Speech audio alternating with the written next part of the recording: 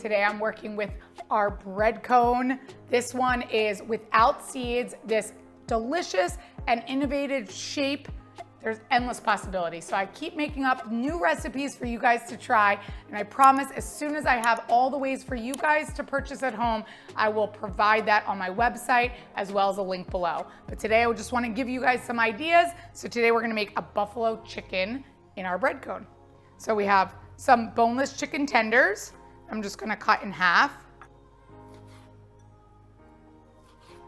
Add those back to the bowl. I have some buffalo hot sauce.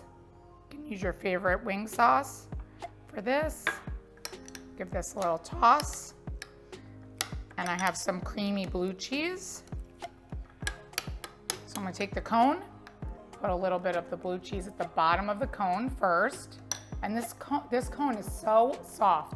It's really something that I can't wait for you guys to try. So we're gonna put our chicken with our buffalo sauce in there. And I'm just gonna kind of layer that because I'm gonna put a little bit more of the buffalo, blue cheese, a little bit more, top it another piece. Look at that, amazing. So easy, simple, no drip, so easy to eat. While you're on the go, we'll drizzle a little bit more blue cheese. There we go.